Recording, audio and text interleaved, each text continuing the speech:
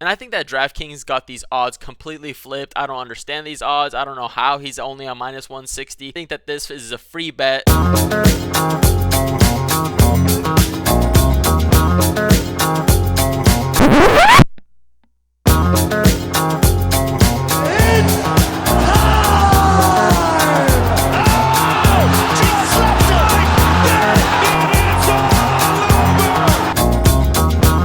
UFC Sacramento, Hernandez versus Rodrigues. It's a good card, really good main event, and it's going to be high action. We're going to start off with our locks. We got the main event. Does not start the 5th round at minus 280. I feel like this is going to be pretty good because Hernandez, he's a crazy cardio guy. He's the middleweight Marab. He puts on a crazy pace and he tries to dog you out, make you give up. And Rodrigues, on the other hand, he's just a power puncher, good ground game. He doesn't really use his ground game or wrestling too much, maybe when he's losing the stand-up. But in this matchup, I think he's going to be winning the stand-up. I think that he'll be able to stuff the takedowns of Hernandez. He's going to be the bigger guy. He's going to be the stronger guy. He's going to be more powerful. I do see Rodrigues finishing this fight, but I can also see the other side of Hernandez surviving, put on a crazy pace, going for takedowns, gassing out Rodrigues. Pretty much death gas every single person he's fought other than Strickland. You know what we call that, Strickland KO plus 800. Next up, we got first round only on Gregory Rodrigues at minus 160. Pretty much what this means is that if Rodrigues gets the finish in the first round, it hits. If he gets finished in the first round, it loses. But if it goes to the second round or anything else happens other than Rodrigues losing or winning in the first round, it voids. And I think that DraftKings got these odds completely flipped. I don't understand these odds. I don't know how he's only on minus 160. Rodrigues is a crazy powerful puncher. He's really strong. He's durable. A lot of people say that he's got a weak chin, but Hernandez is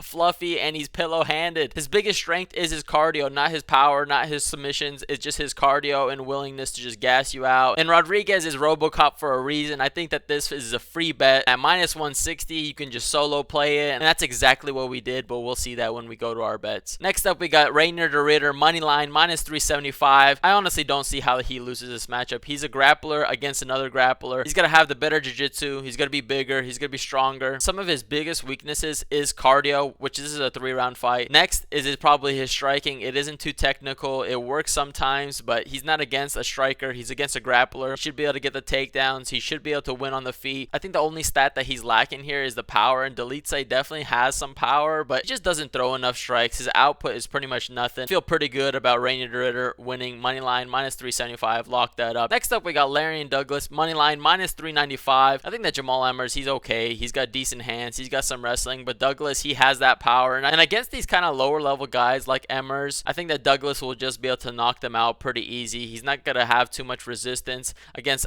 Arosa, we saw he just was dropping him with jabs. He looks like he's got crazy power. He definitely could run into some issues when the competition starts getting better, but Emmers really isn't that guy to stop him. I think the power is going to be too much. And last up, we got Carly Judice, money line, minus 600. It is a bit chalky, but I think that her output, her speed, and her just striking is going to be a lot better. Chavez definitely gets hit way too much. She's gotten cracked and dropped in her previous fights, and I think Judice definitely can find the finish here. He wasn't able to knock out Miller, which maybe isn't the best shout. I don't think that Chavez will be able to get the takedowns in this fight, and on the feet, I think that she's just going to get pieced up, so we're locking her up. Next up, we got our value. We got Rodrigues, money line, plus 170. I know that Hernandez has gotten a lot of hype. Crazy cardio. He pushes a pace. He goes for the takedowns. He's relentless, and he's hard to get out of there. A lot of people are saying that he's weak to the body, but you know what? He hasn't really faced any crazy power punchers, and he's been finished against Kevin Holland, now against pillow hands Strickland. A lot of people were crazy high on Hernandez finishing or decisioning Strickland. We called that KO at plus 800, and we're calling that money line play on Rodrigues plus 170. I think the danger factor is just going to be too much. I think that Hernandez is going to struggle to get the takedowns, so the money line at plus 170 is looking pretty good. His KO is at like plus 200. I feel like it's better just to take his money line just in case maybe he finds a submission. Maybe if Hernandez just isn't able to get too much together and he's just tough enough to survive, who knows. But plus 170, I think the KO inside the distance is pretty close, so rather just take the money line. Money line is king. Next up, we got Rodrigues, first round only at minus 160. They just messed up on these odds. I don't really know how these odds are staying how they are. I think that they're going to go up more than this for sure, just because he's got the finishing threat in the early rounds, and especially especially in the first round, because Hernandez doesn't have any power. He has a relentless cardio, but other than that, I don't see him knocking out Rodrigues, even if he's maybe a quote-unquote chinny. Next up, we got Jackson McVeigh inside the distance at -110. I feel like this is pretty good just because Schultz, he's just a wrestler who wants to take you down to the ground.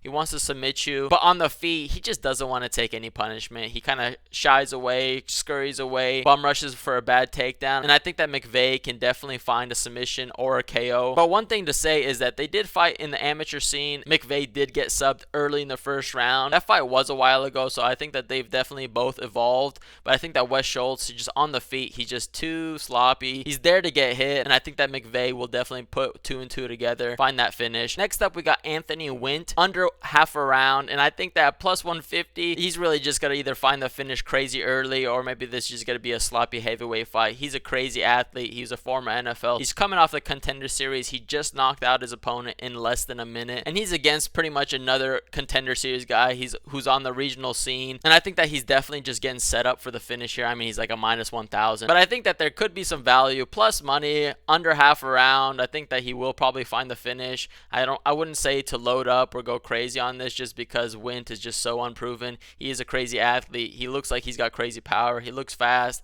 but he's probably not too technical. His ceiling maybe is not the highest. His ceiling's probably not the highest, but his pure athleticism should be able to take out these lower level guys. And last up, we got Dyer versus Reed going to the scorecards at +150.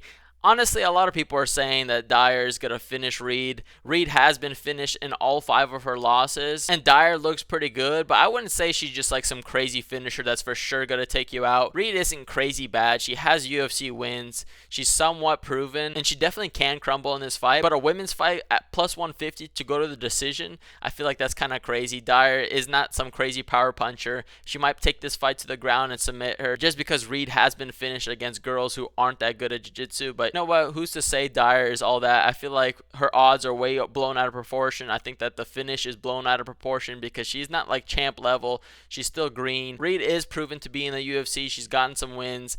This going to the scorecards at +150, I feel like that's pretty good value. Next up, we got our bets. We got Rainier DeRitter money line parlayed with the main event, not starting the 5th round. That's coming at -149, and we're putting $40 on that. Like we were saying, Rainier DeRitter, he should win this fight. He should be the better grappler. He should be the better striker. The power might be in Delitze's advantage, but he just doesn't throw enough. I think that Hernandez and Rodrigues is going to be an action-packed fight. Hernandez is going to try to survive early and gas out Rodrigues, and Rodrigues is trying to take his head off. We're picking RoboCop, but we're going to side with the violence and having that cash us in. Next up, we got Gregory Rodrigues, first round only. We're putting 60 on that at -160, and I don't understand these odds like we were saying before. I think this is a free bet. This could easily void, but you know what? I think that it has good potential to win, and at -160, it's crazy good value, and it's a lock as well. Next up, we got our 3-piece parlay. We got Rainier DeRitter, Douglas, Judice, parlay together at -118, and we're putting $20 on that. All 3 of these are locks, and I really see them dominating their fights. I think Douglas is going to find that knockout. I think Rainier DeRitter is going to win pretty much everywhere,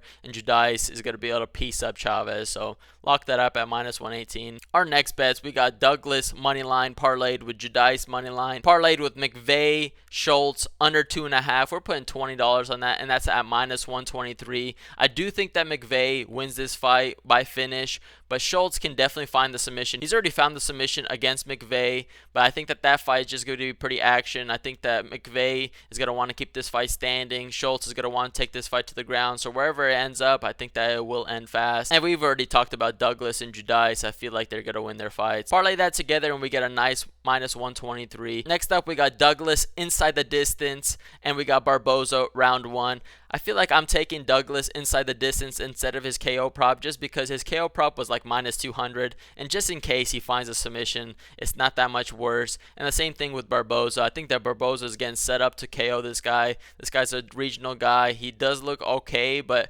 Barboza, he's got some crazy power just like Douglas. Barboza has so many first round finishes, and he's even got 2 first round submissions. So Barboza to win by first round knockout was like -170, -160, and at -185, just in case he gets a submission, I feel like it's just better to take this. Parlaying both those together, we're getting plus money. We're getting +122. We're putting $20 on that. This is definitely one of those riskier bets just because the odds seem a little bit not that good, but realistically, it should hit. And then last up, we got McVeigh inside the distance. We're putting $10 $80 on that, and that's at minus 110. I feel like this is a pretty good value, and we're betting it just because Schultz is just not that good on the feet. McVay might not be that good. His fight IQ might not be that good. He definitely can find the submission. He can definitely find the KO here. And Schultz, he isn't that good. Shies away on the feet, and McVay, I think, can take advantage of that. Let's take a look at how we did last episode. Here comes the